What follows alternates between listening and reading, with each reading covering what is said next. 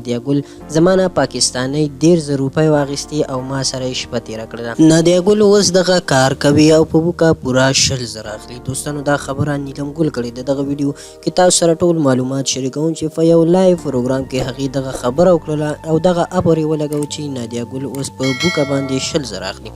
دوستانو د دې ویډیو حقیقت سره ټول معلومات را سره په دې ویډیو کې ګورئ. ټیک ټاک یو داسې پروګرام دی چې هلته هر سړی راځي او خپل اظهار خیال کوي.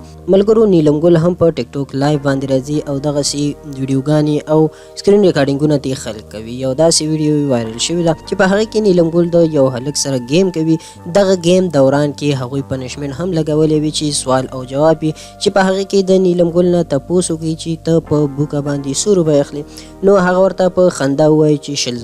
دوستانو یاد دې وي چې نادیه ګل هم مخکې دغه کارونه کړي دي او اوس یې ترېنه توبه ویستې ده.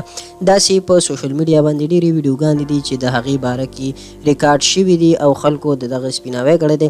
دغسې د هغې یو انډیوال ویل چې نادیه ګل زما سره په دوبۍ کې میلاو شوې وه او په ډېرو کمو پیسو یې زما سره دغه کار وکړو چې نادیه ګل زما نه پاکستاني 10,000 روپۍ واخیستې او ما سره یې شپه تېره کړله.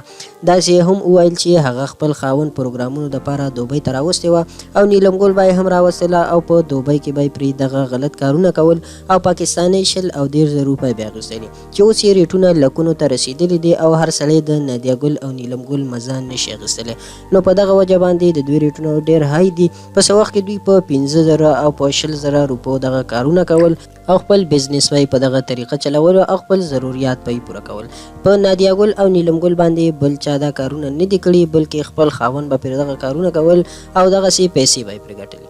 د نادیه ګل مخالف یعنی د نیلم ګل خاوند مسعود او مراد هم په یو ویډیو کې ویلي دي چې نیلم ګل او نادیه ګل غلطي دي او په غلطو کارونو باندې دومره دولت اغستی دی چې دغه ویډیو هم په سوشل میډیا پرته ده. تاسو دغه کتی شئ او دغه ټول حقیقت په خپله اورېدی شئ. دغه د نادیه ګل او د نیلم ګل د کون ریټ چې هغوی ښکاره کړی و. که د نیلم ګل نادیه ګل نمبر د چا په کار وي نو کمنټ کې ووایئ. نمبر در سره شریکوو، خپله ورسره رابطه وکړئ او خوندونه ترېنه واخلئ.